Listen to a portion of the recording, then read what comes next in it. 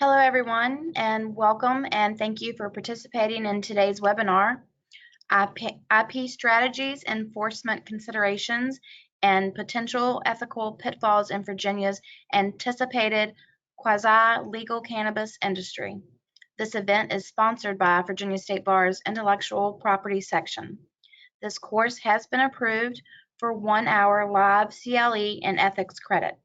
My name is Kim Carnes, and before turning this over to today's moderator, IP's Chair, Tara Branscombe, to introduce our speaker for today, I need to cover a few housekeeping items. Please note the dashboard at the top right of your screen. The dashboard has a series of boxes that you will find useful throughout this webinar. However, if you would like to minimize the dashboard, simply click on the orange box with the white arrow at the top left of the dashboard window. First, please download the MCLE attendance form and other materials from the Handouts tab. If you are not seeing the list of materials, you will likely need to expand the Handouts box by clicking on the triangle to the right of the word Handouts. The materials will not be available after the webinar closes, so please remember to download them. Second, the moderator and I will be available for questions throughout the presentation. Please note that attendees are muted, so questions must be submitted by using the questions box on the dashboard. Type in your question at any time or during the Q&A at the end of this presentation. Time allowing, the submitted questions will be read and the presenter will do her best to answer them.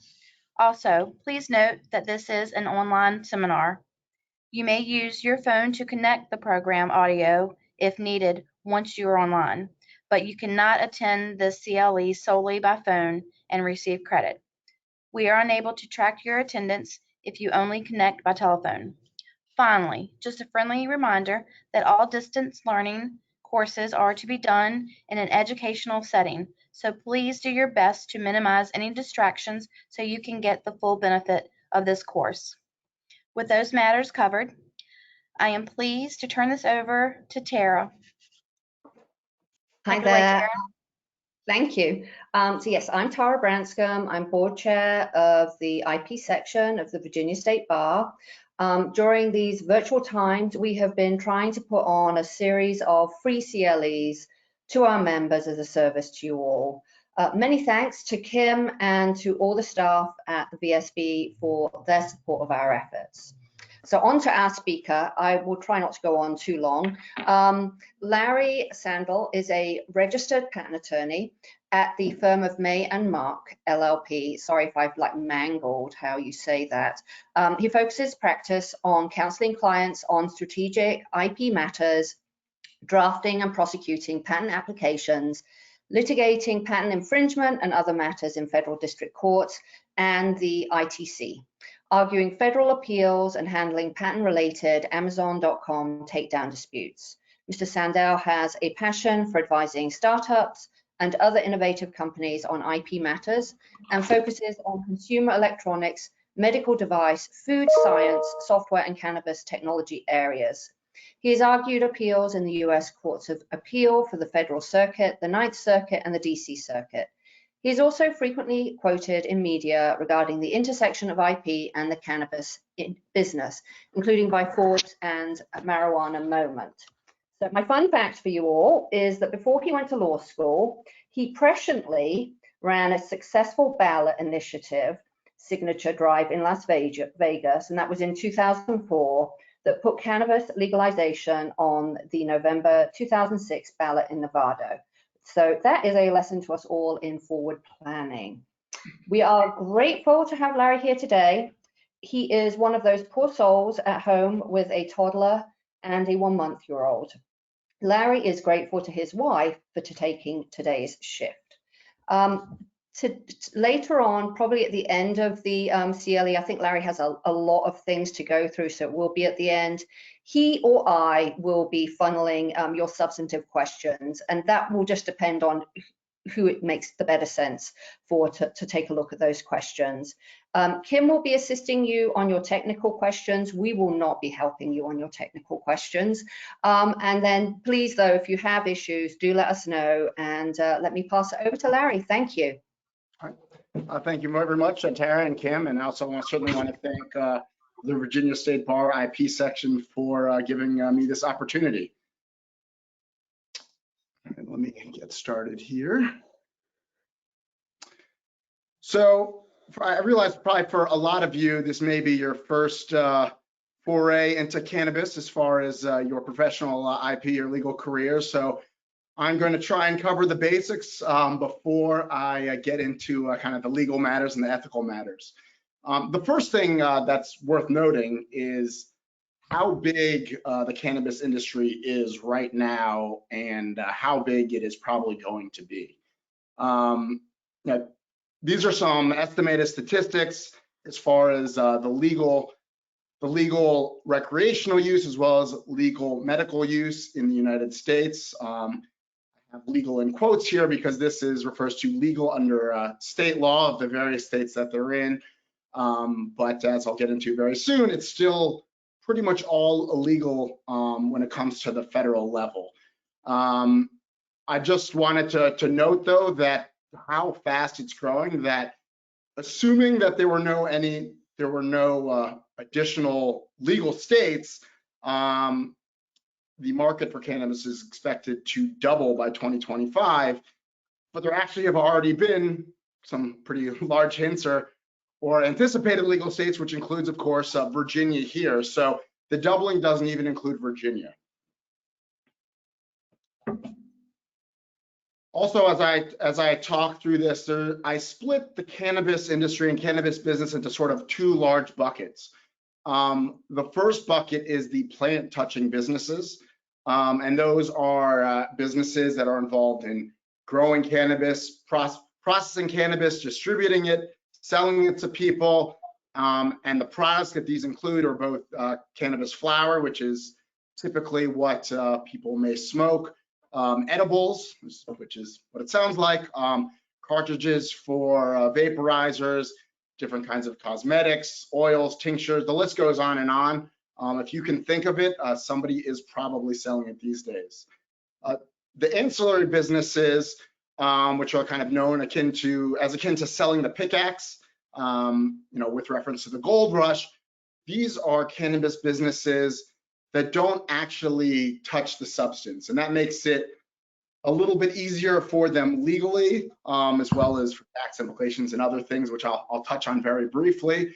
And those include technologies that would help growing, but not the people who actually do the growing, smoking, vaping, trimming, which is essentially cleaning up parts of the cannabis plant so it can be used and sold to consumers, extraction technologies that take various chemical substances out of the plant, various kinds of containers for sales, growing equipment, growing supplies, a very wide array of chemical and laboratory equipment and sales. And then there is this final category, which many of you may fall into, which would be ancillary services, accounting, banking, legal, regulatory, mostly referring to state regulatory and state licensing there, security, as I'll get into a little bit. Banking is a bit tricky for cannabis, so this is a little bit less of a problem than it used to be, but some businesses use a lot of cash, and it's a very cash-heavy business, which requires, of course, a lot of security to prevent various thefts, and of course, software and data analytics. Let me go to the next slide here.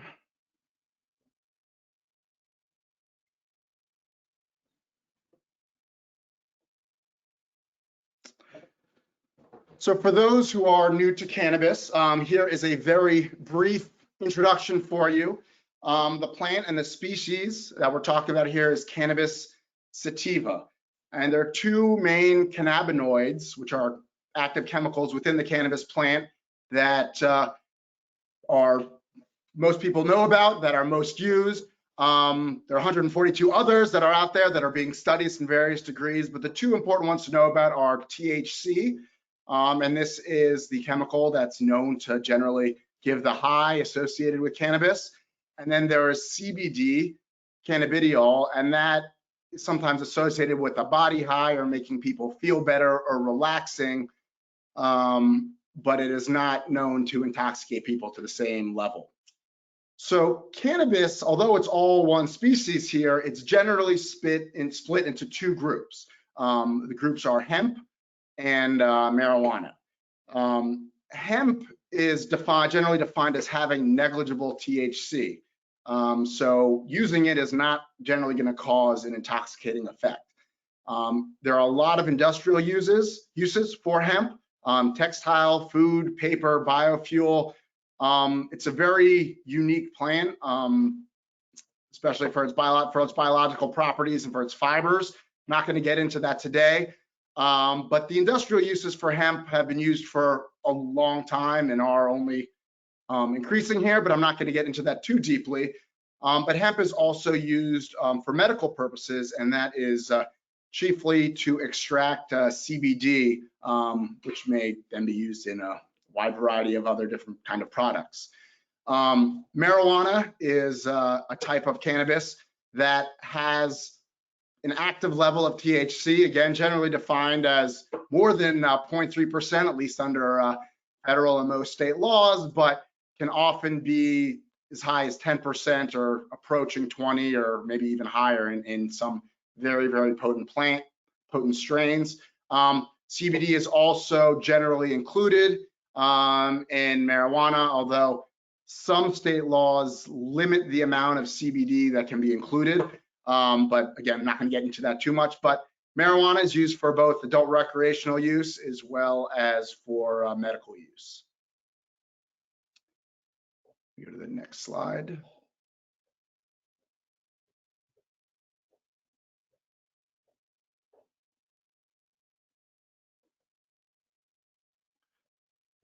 All right, first I'll start just by talking about the federal law when it comes to cannabis.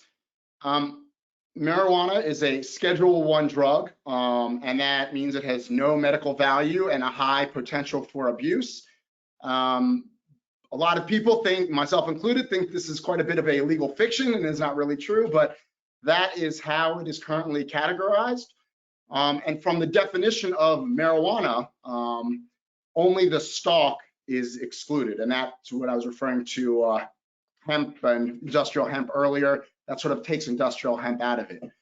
When it comes to federal law, the possession of marijuana and the sales of it are still extremely illegal. There are severe federal penalties, especially for large amounts, including up to life sentences for large amounts and monstrous fines of up to $10 million, depending on how big. These have not been enforced too much lately, at least with respect to the legal cannabis industry. There is what's called the Rohrabacher-Farr budget rider, and that bars federal expenditures on prosecutions relating to state medical marijuana sales and growing if those state laws are strictly followed. So what that ended up doing is giving sort of a safety valve for medical marijuana providers and growers, that so long as they strictly follow their state laws, they don't have to worry about federal prosecution because the federal government wasn't allowed to actually spend money on that enforcement. Not quite the case for full legalization of recreational use, but that has not been shown to be a problem yet. And the cases below basically stand for the proposition that the federal government cannot prosecute for state law following medical marijuana businesses, but they can once people get outside of the state law. Moving a little bit closer to where we are now in federal law, and this was sort of one of the bigger sea changes that really put cannabis business sort of on the map and made a lot of other new people start really looking at it was the 2018 Farm Bill. And the 2018 Farm Bill permitted the growing of hemp under a lot of circumstances, but more importantly, it legalized CBD extracted from hemp.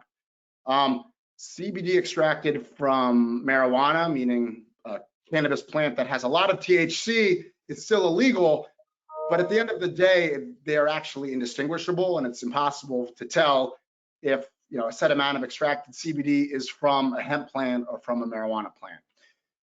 Some major banking issues that are worth knowing about. I'm not going to go into these in too much detail, but as one may imagine, there are a lot of banking regulations regarding illegal drugs and drug trafficking, and these, of course, rear their head when it comes to cannabis. In 2013, there was something called the Cole Memo, which memorialized tolerance of banking associated with robust regulatory schemes in states, and that was extended to financial institutions.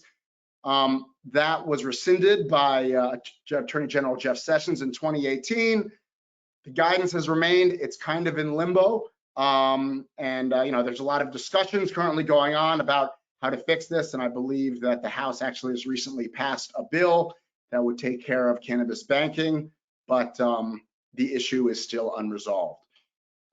When it comes to taxes, the major issue that cannabis companies run into is 26 USC 280E. And in short, what this statute says is that you cannot use expenses for production or sales of an illegal substance as a tax write-off. So as you can imagine, even if the federal government isn't, knocking down the door of a cannabis plant touching business for selling the plant or various extracts, it can make the taxation pretty onerous because a lot of your expenses are not tax deductible. So there's been a lot of talk about amending this, but as it stands now, it's still on the books, equally to cannabis as it is to all other illegal drugs. With respect to the FDA, which will actually have a little bit of impact and stuff I'll talk about later, CBD regulations just aren't there. There is one medicine that has been approved by the FDA. It's called Epidiolex. It's sold by GW Pharmaceuticals. It's a seizure medicine, but because it's recognized as a medication, that greatly complicates things for all other CBD sellers in the US. So where are we with respect to legalization on the federal level? Everyone thinks that it is about to happen. I don't know if we're quite there yet, but it seems to be closer and closer than it has ever been. In 2020, the so-called Safe Banking Act was passed, and that was to take care of a lot of those issues that I was talking about with respect to cannabis banking and protect the banks so they can support cannabis businesses without risk to themselves. There was another bill that passed the House that descheduled cannabis, that would have descheduled cannabis, and that bill essentially would have legalized it as well as expunged prior commissions. Chuck Schumer, before the last election, said he was going to prioritize advancing cannabis reform if Democrats retook the Senate. That hasn't quite happened yet. It may still happen, but I guess we will all just watch that together and see how and will happen. It may also be noted, though, that the executive branch can undertake a lot of these exactions all by itself. The DEA, which is an executive branch agency, controls scheduling, and it can reschedule or deschedule cannabis by itself. But again, I'm not quite holding my breath on that. President Biden has been, indicated that he's willing to undergo some cannabis law reforms, but in the past he has not. He's been fairly anti-drug and anti-cannabis across the board. So I think he will allow it to go through if the Senate gets it through, but won't be taking strong steps by himself. This is a chart from the National Council of State Legislatures that gives a good overview of where various states stand with respect to cannabis. You'll note that Virginia now is noted to have an adult and medical program, adult use as well as a medical program, adult use being the recreational use for non-medical uses. And you'll of course also notice that the West Coast seems to have a little bit more of a stronger push towards cannabis. This map has changed. In fact, it changed since we initially submitted this presentation for ethics credit, and I suspect that it will continue to change as time goes on. So turning to Virginia, Virginia currently has a medical cannabis law on the books. A lot of people in the cannabis community don't really consider the currently active law to be effective. It only covers cannabis extracts, so that would be oils and tinctures. Flower, the kind of typical smokable form of cannabis, is not covered. Sales began in October of 2020, and it's all regulated through the Virginia Board of Pharmacy. So individual patients have to register through the Virginia Board of Pharmacy, and they need a special certification from a physician assistant, or a nurse practitioner. And just a word about kind of language is this is a registration and a certification. It's not a prescription because a prescription has specific meaning under federal law. And it's almost the same as a prescriber giving the drug to a patient. And as we've discussed, under federal law, cannabis technically has no medical use and is illegal. So a prescription is still not there. Also under current Virginia law, cannabis is decriminalized. So effective of July of last year, possession under 1 ounce was a $500 civil fine, and law enforcement has been, as of this March, law enforcement is precluded from using the smell of cannabis as a pretext for a search or seizure of property. So Virginia law, as everyone I'm here sure knows, has been moving fairly quickly towards legalization. It's been going through the legislature for a while now. Governor Northam actually sped up what the legislature had approved, and Governor Northam put forward an amendment on April 6, 2021. That's when his amendment was approved. But the short story is that full legalization under Virginia state law will begin on July 1st, 2021.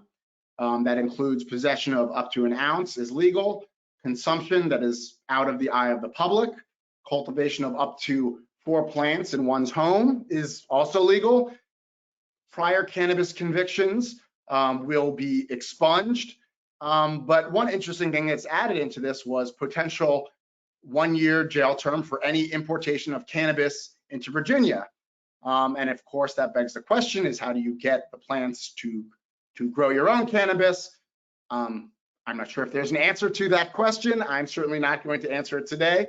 But this is one thing a problem that has been out there given the conflict between federal and state law in many states prior to this. Adult recreation retail sales are slated to start in 2024 in Virginia. So this is where the IP and other business issues become very, very important. The regulatory framework for this is not established. Presumably Virginia will look at some other states that have been successful in this. Localities are permitted to opt out of retail stores. So if certain Virginia communities are very anti-cannabis, they are able to preclude cannabis stores from existing in their communities. One big benefit that has been highly touted for legalization is the tax revenue. So Virginia is going to be slapping a 21% sales tax on retail sales, and that's on top of the 6% sales tax that exists. And then localities can tack on another 3%. And this state revenue is earmarked. So a large chunk of it, 40%, is going for education for at-risk children. Another large chunk of it is going to support communities that have been underrepresented, and help them with respect to education, job training, legal defense, and loans for social equity. About a quarter going to substance abuse treatment and prevention, and 5% going to public health programs. So this 21% already has a home. With respect to the ethical issues, there's one rule of professional conduct, both in Virginia and elsewhere, that always becomes very important when you're talking about representing a client who may be doing business that runs afoul of federal law. And in Virginia, that is Rule 1.2C, that a lawyer shall not counsel or engage a client.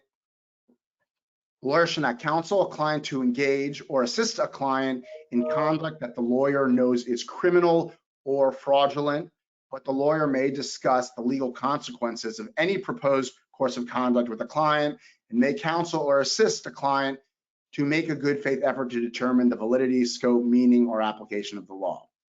And as many of you know, this is very similar to most states, as well as the ABA model rule and as well as the USPTO's patent rule.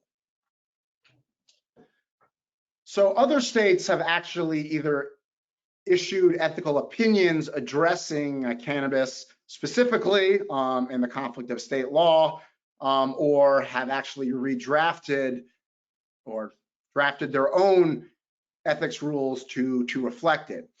In Maryland, it came in the form of an ethics opinion, and that opinion basically said in short here that Maryland attorneys are permitted to advise their clients regarding medical marijuana business activities in Maryland, and Maryland is one of those states that has medical cannabis, but it does not have recreational cannabis yet. But in short, Maryland attorneys can support Maryland businesses and Maryland clients with respect to the Maryland law. And they also note that a Maryland attorney is allowed to own a business interest in a cannabis venture.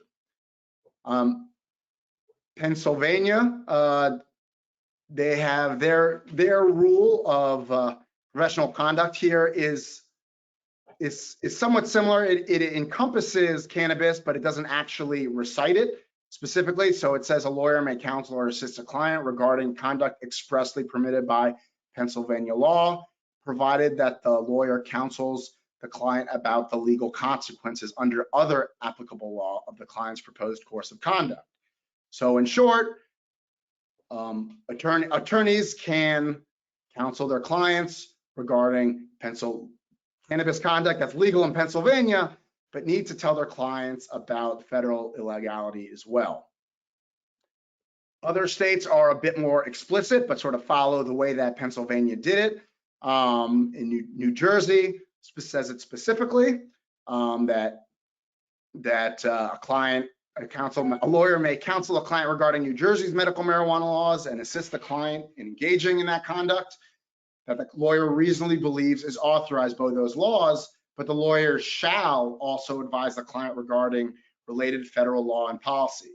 So for this exception to clearly work and to clearly cover New Jersey counsel, the lawyer must talk about federal illegality. Colorado is also quite similar there. It refers to Colorado Constitution Article 18, sections 14 and 16, and those are the portions of the Colorado Constitution that cover cannabis.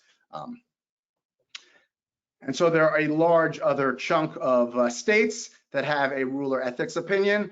I wouldn't be surprised if Virginia joins these states within the next year or so. So what are the implications of this ethical rule? One major implication is, of course, the federal rules of evidence. If you are in a federal case, perhaps a patent case or a trademark case, state law governs privilege regarding a claim or defense for which state law supplies the rule of decision. So, in many cases, it's not going to make a difference for patent cases or trademark cases because the federal law is going to supply the rule of decision. But as these cases blend, and if there are other state issues involved, the state law and whether or not an attorney runs afoul of the ethical obligations, or if their counsel is maybe considered illegal for implicating a crime or a fraud because it involves cannabis, this may be an issue. So this really is just something to watch out for and some issue to think about if you ever get into one of these situations. Turning to patents more generally and to patent attorneys. I mean, the first question looking at is, well, can I patent cannabis technologies as a Virginia attorney, and will I run afoul of the ethical rules there? There's no clear answer there, but I think the answer there is generally no. This is a patent that I've put up here regarding using cannabis products, and the reason I've included it to show it is that not only is it an issued patent by the USPTO, which indicates that the USPTO doesn't find the representation of clients trying to patent cannabis subject matter to be unethical, it actually issued this particular patent to the US government. So this patent was issued to the US Department of Health and Human Services. It's also worth considering that patents at their core are fundamentally a right to exclude. So even if you are protecting a client's subject matter, if you're protecting their technology, you're not actually giving them the right to practice that technology. You're only excluding others from being able to use it. Plant patents have also been issued by the USPTO that are directly linked to cannabis and are actually cannabis plants. As many of you know, plant patents will cover asexual reproduction of plants, so a strain that is not grown from seed. And here is one example of a plant patent that issued for it. I'll note the MPEP also states that a deposit is not necessary for the grant of a plant patent.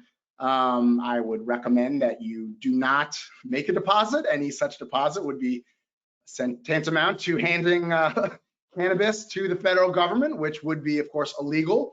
The counterpart to plant patents for sexually reproduced plants for seeds is plant variety protection certificates. So those also last for 20 years, and those go through the USDA rather than the USPTO.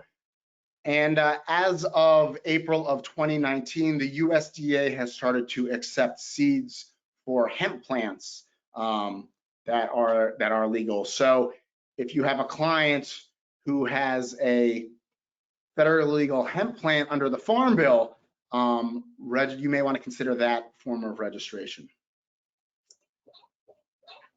So I've discussed a little bit of this already going forward, but it's worth asking whether is prosecuting a cannabis patent assisting a client in conduct that the lawyer knows is criminal. As I mentioned before, a patent is fundamentally the right to exclude. So that would counsel towards, not being criminal. The lawyer's conduct may help the client overall, but the specific conduct that the lawyer is assisting in is not criminal. If anything, it's sort of adding to the cannabis prohibition to its competitors by barring an initial part. The USPTO has issued these patents, and that certainly suggests that it is a proper activity to engage in. The US government holds cannabis patent rights, which also certainly suggests that it's proper behavior to engage in. I would avoid plant material deposits. And it's also worth thinking about ancillary cannabis product patents. So if core plant touching cannabis patents are not going to run afoul of the ethical rules, it stands to reason that ancillary technologies are even safer. But one thing that you want to do, even though of course it's not specifically mentioned in the Virginia law, is tell your cannabis clients about federal law. I believe I think it's probably an ethical requirement, because they should know that even if their activities may be legal under Virginia law, they may not be legal under federal law, and perhaps Virginia will change its ethical rules to include this, as many other states have. Other issues to think about during prosecution are about known public sales and use, even if these sales may have been were illegal federally or may have been illegal under state law when it happened. A lot of cannabis sales have started going quite a ways back. Medical marijuana first became legal in California in 1996. So there may have been public sales or at least sales and public use dating all the way back there or perhaps more. A lot of these sales and use are not going to be available on Google, and they're not going to be available through other internet searches or in USPTO databases or even academic journals, but your client may be aware of them. So it's important to discuss these issues in prosecuting patents. So patent enforcement in the cannabis space has already begun. As far as I know, this was the first case that was filed, United Cannabis Corporation versus Pure Hemp Collective. It was filed in the summer of 2018, and it focused, unsurprisingly, on CBD, a CBD technology rather than a THC technology, because obviously suing somebody for infringement on something that is specifically illegal under federal law is probably not going to work out too well. This case has now been all but finished. There was actually a 101 challenge, which was not successful. But one of the parties is now largely bankrupt, so the case is kind of winding its way down. But here are the claims, the claims that were the broadest independent claims that were asserted. A liquid cannabinoid formulation wherein at least 95% of the total cannabinoids is CBD, or wherein 95% of the total cannabinoids are THC and CBD. So those of you who are familiar with the cannabis industry and cannabis products will understand how amazingly broad these claims are. As I mentioned earlier on, THC and CBD are by far the most well-known cannabinoids and by far the most used cannabinoids. And to have a formulation where 95% of them are one or both of these substances is truly extraordinarily broad. It would, in theory, cover just about every vape cartridge or possibly every vape cartridge that includes cannabinoids at all. And the date for looking just a little bit deeper into this patent, the provisionals were filed in 2014. So while this patent made its way through the patent office, it seems likely that there is and was some prior art floating around there that really should probably have knocked this out. So more recently, the big boys have started fighting in patent cases. This is a case between GW Pharmaceutical and Canopy Growth Corporation. Both of them have multi-billion-dollar market caps in the stock markets.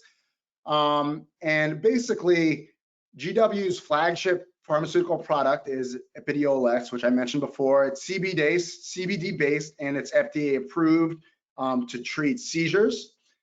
And the day that Canopy had its patent issued, it filed suit.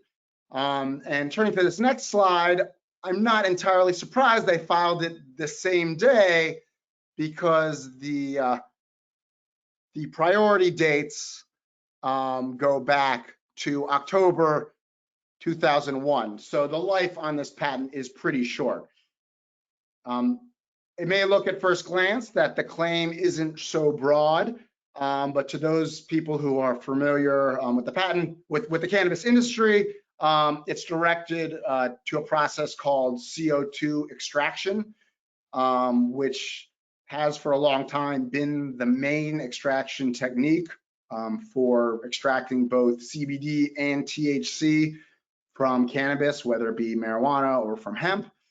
And this claim largely owns that entire method. So this case is, it made a big splash and it's still going on, but I think we will see a lot more of these cases to come, especially after cannabis and marijuana specifically becomes legal on the federal level.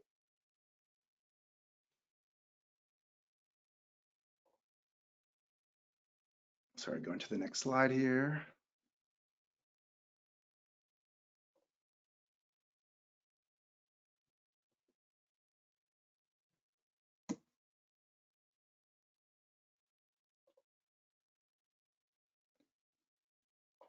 Kim, are you able to go to the next slide?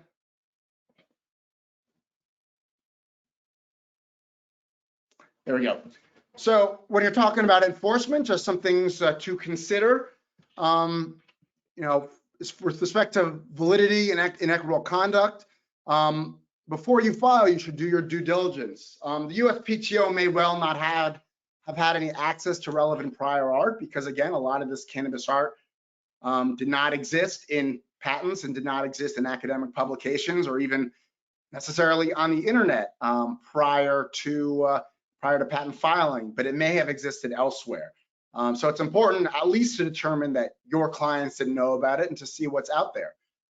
It's also notable, it's also worthy of asking whether or not NPEs or non-practicing entities have found a new industry. When there were a lot of software NPEs in the past, a lot of that seemed to come down to the fact that nobody really knew the proper way to interpret software patents until you ran through claim construction. However, when it comes to cannabis patents, a lot of them are just very, very broad because the PTO did not have access to that much prior art at the time.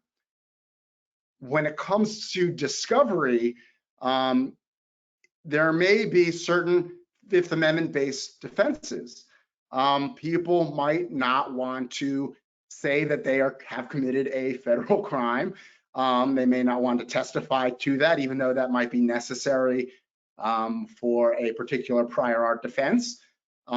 It's worth thinking about that ahead of time as part of the litigation strategy, and it's also worth thinking about whether or not a patent infringement defendant wants to raise such a defense, because there is an entitlement to adverse inferences based on civil litigations based on Fifth Amendment-based defenses. There's also a hearsay exemption that is worth considering thinking about, is with respect to statements against interest, because statements by any party saying that they sold cannabis could potentially be construed as a statement against their interest, because of course it's illegal under federal law. And then that begs the question, well, in that case, can any statement that cannabis has been used be considered a statement against interest, and thereby get around any hearsay objection? And then, of course, there are the damages considerations.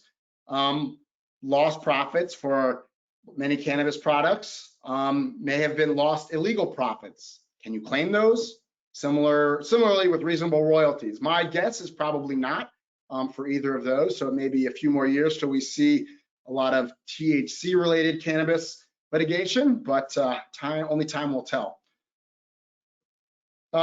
Turning now to trademarks, there is a very, very big difference here between plant-touching commerce and ancillary commerce.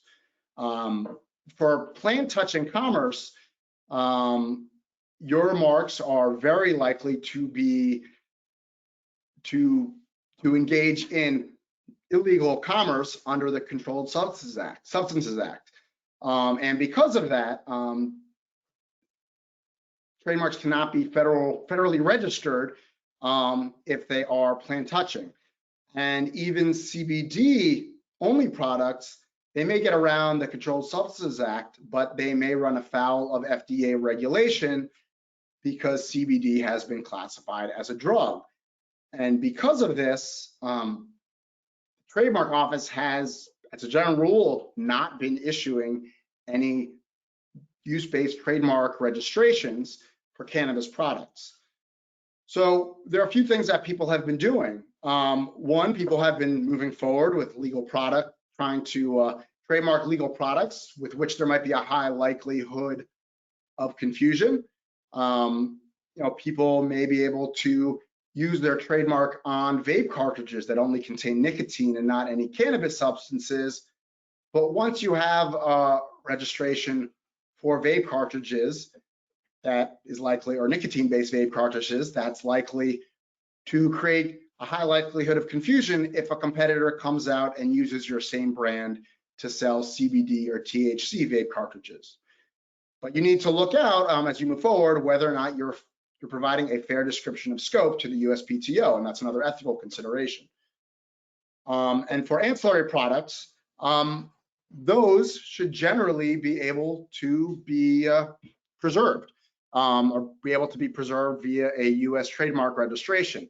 So that may include some substance agnostic devices, as in the vaporizer or vaporizer battery itself that can be used with cannabis products or can be used with nicotine products. A lot of other companies have also moved forward to support their branding by putting forward clothing. So maybe a client has a plant touching cannabis company, but they might as well sell some t-shirts with their logo on it to protect their brand, at least in that manner. A bigger question comes to play when it comes to intent to use applications for plant touching materials. And this is a technique that has successfully been used in the past, but currently is not permitted by the Trademark Office. And the technique essentially is by filing an intent to use application for a product or service that may or may not be in commerce now, but to the extent it is in commerce now, it is illegal, but in the future, your client intends to have legal use in commerce. So the question is not whether or not the goods and services are legal at the time, but whether they exist yet, and they do not exist yet at the moment. So for example, if you have a client who is intending or is selling cannabis-laced cookies, the question is not whether or not those cannabis cookies are legal now, but whether or not that legal cannabis cookies exist yet. And they don't exist yet, but in the future, they may or they should. So at the end of the day, the question is, can intent to legally sell currently illegal products be a bona fide intent? And currently, the USPTO has a per se rule that says for legal use in commerce, while use in commerce may be measured at a future date, legality is measured at the date of filing. And this is the case that supports that is NRA JJ 206. And currently, that per se rule is on appeal. I'm handling that with one of my colleagues, and that case is called NRA Joy T. And we hope to have a result, hopefully a good one, by sometime this summer. And of course, this, with all of them, begs a question as to whether or not filing an ITU application for a plant touching product or service is within or outside Virginia's ethical rules. And I'm not going to answer this question for you. I don't think there is necessarily a clear-cut answer. I think it probably is, so I guess I am going to answer it. But then there's another question as to whether or not that ethical balance changes if your client is currently selling the product, but you are still only seeking an intent to use application. Before I close, I want to touch on one important trademark litigation pertaining to the cannabis space. It's called Kiva Health Brands versus Kiva Brands. And Kiva Brands, or KBI, has been a leading provider of cannabis edibles in California since 2018 and well before, selling over 1.7 million units. And the predecessor company actually sold cannabis edibles as early as 2010. Kiva Health Brands is a seller of legal health food products. They're not involved in the cannabis business. They've had legal commercial use, and their first trademark application was filed in 2013.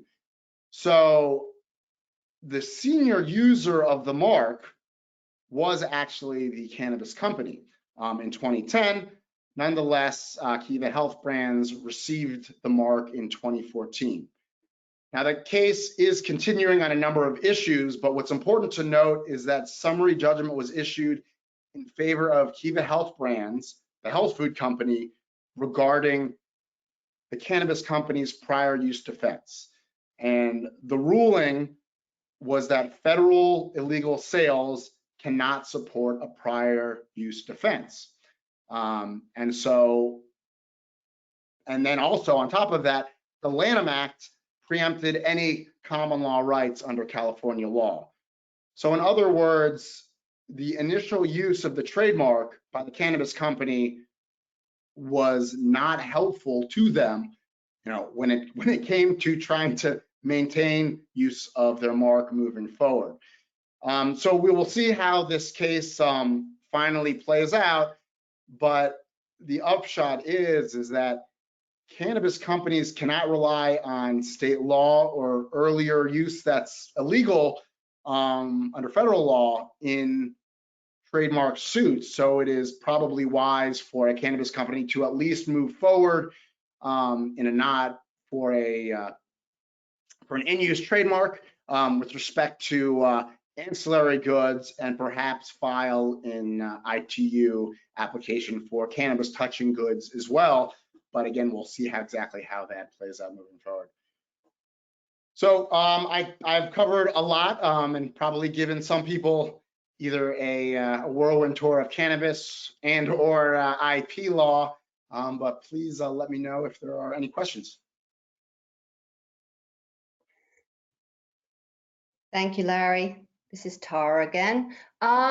Anybody have some questions, please submit them now. Now, Larry, do you want me to read them to you? Are you feeling comfortable reading? We haven't got too many so far. It doesn't seem to be too overwhelming number of questions right now. So. Okay.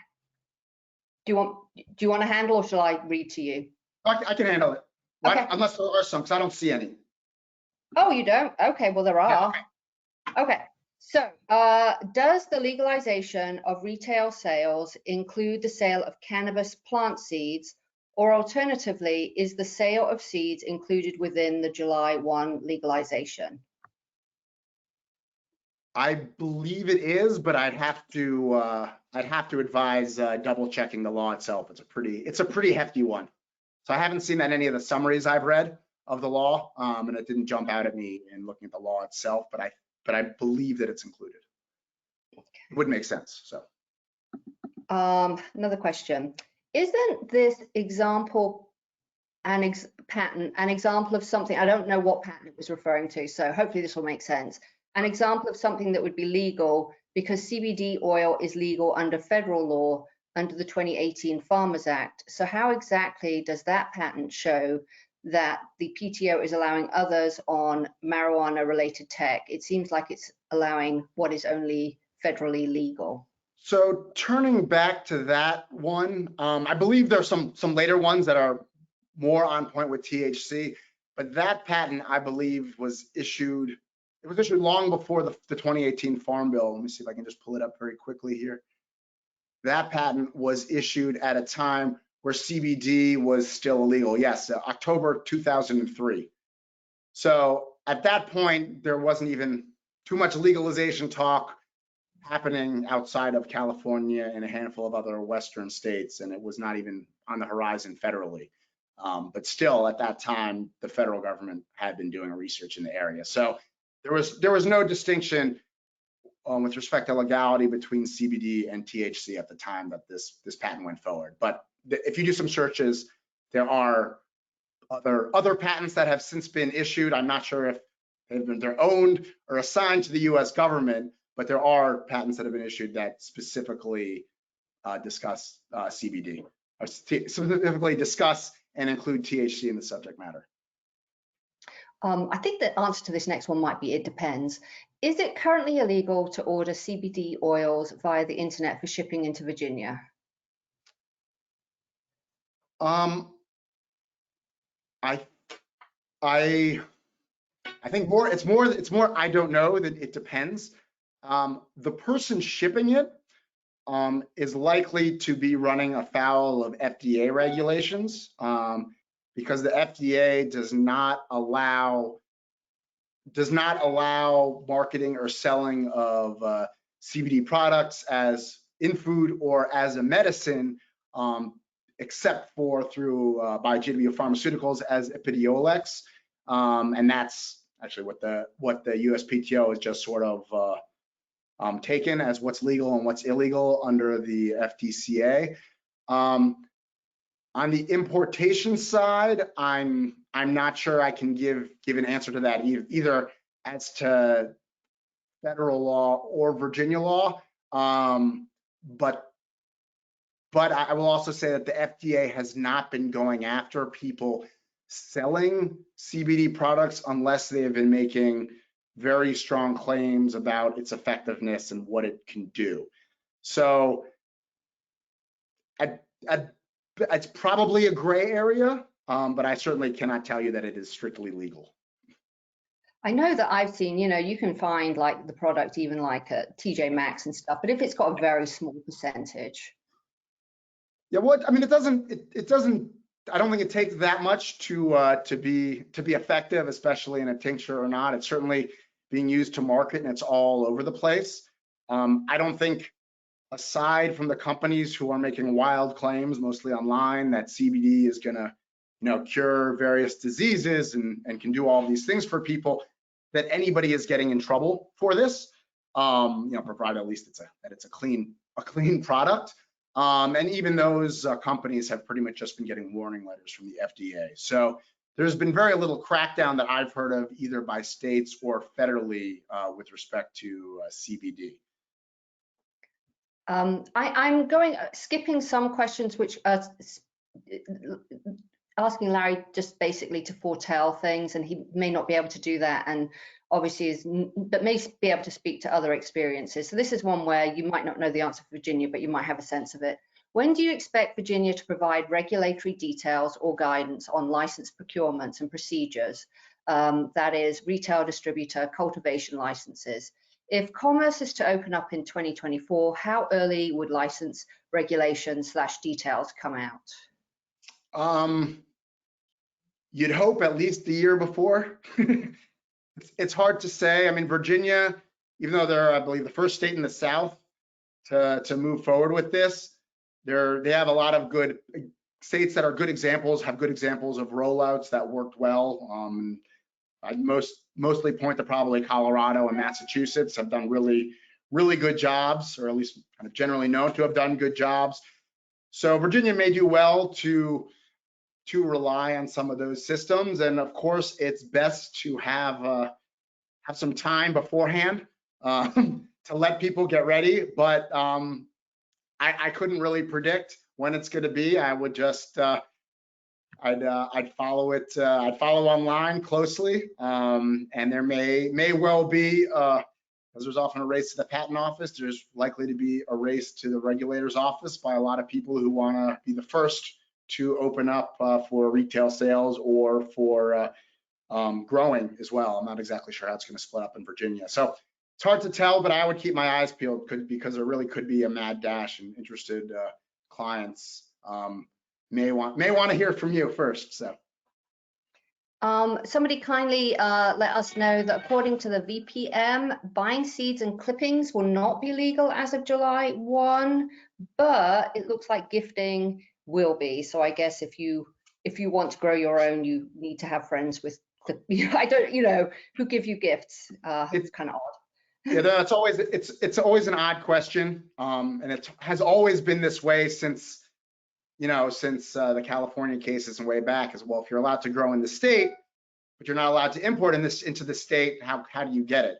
And everybody pretends that they don't know, but I guess that's how it's supposed to work in Virginia. But there is still some provisions saying that you can't import it. So hopefully you have some friends in Virginia willing to gift it. And I know when in DC, when it became decriminalized to gift, there were some activists who would like to gift seeds around. So maybe that will happen in Virginia as well. Someone just asks here, is the prohibition on importing materials into Virginia designed to protect Virginia businesses from competitors in other states? I don't really know exactly. That's a good guess. I hadn't exactly followed it as it went through the legislature. I suspect if you go through the legislative comments, there's something there. But my guess again would be either that, or it may have made some reluctant legislators more comfortable with the law because that, at least in theory, takes interstate commerce out of it in some respects. And the last question I have is less a question than a comment. First of all, excellent presentation, so good for you. And then, and I might, if I can do this, I might put this in the chat. It says there's an excellent article written by Professor McNichol Jr. entitled "The New Highwayman Enforcing U.S. Patents on Cannabis Products 101, Journal Patent and Trademark Office, Society 24. It's a 2019 article, so I will copy and paste that into the chat so everybody has it. If anyone else hasn't got anything, I'm just gonna make some final comments here, if that's okay. Larry, thank you. This was great, and I really appreciate you taking the time to do this for us. It was very informative. And just to let you guys know, our next seminar is on June 29 by Jerry Stagmeyer. He's at Reed Smith, and the subject is going to be ethics and privilege considerations in data breaches. So I hope you can join us for that. And Kim, I don't know if you're there, and you can join if you have anything in closing. Yes, I am here, and I do see there is another question, Tara, that has popped up that someone has asked. I don't know if I have it. Let's see. Oh, there's some, they've all whizzed in. Okay. Sorry, Larry, they've rolled in. Okay. Turning to ethics, how does a lawyer assisting a federally illegal marijuana business not violate the oath taken when admitted to the bar to hold the federal constitution and thereby federal law?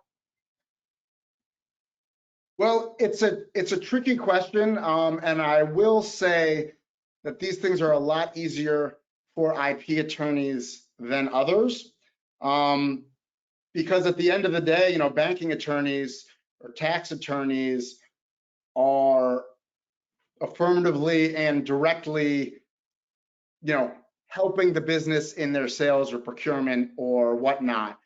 In a lot of respects, we are just helping our clients prevent others from either practicing what they have invented or for using their marks. But it is, I mean, I don't think that we are directly, and going along with that, I don't think that practicing IP law does directly violate, any federal statute, even if you're participating in IP law with respect to patents and thereby the Constitution. We're definitely, in a close area. Maybe it's gray. Maybe we're slicing it pretty thin. But my belief is that it is permitted and that it is ethical, but it's important to advise your client across the board. But there is room for others to disagree.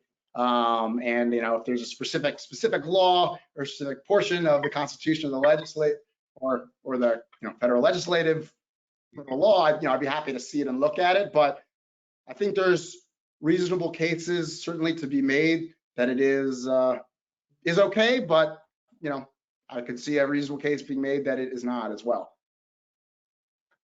Well, thank you. I think that is it, unless Kim, you can see anything else apart from a thank you. I see another thank you. I think that's it. Kim, do you want to finish up? Yes, I just want to, again, first of all, thank everyone for participating in today's webinar. Larry, thank you so much for a great presentation. And Tara, thank you so much for your help. And if anyone jumped on late, I just wanted to remind everyone that the materials will not be available after the webinar closes, so please remember to download them. And I guess we'll just keep this open for anyone that still needs to download for a few more minutes.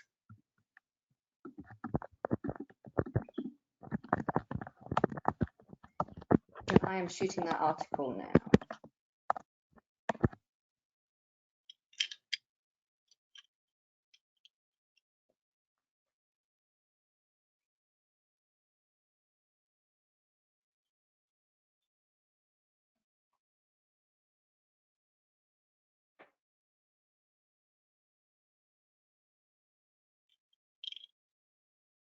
So Larry and Tara, if y'all want to, we'll go ahead and just close out the webinar, but I'm just going to keep it open for those who may still need to download any materials. Okay. All right. Thank you. Thank you.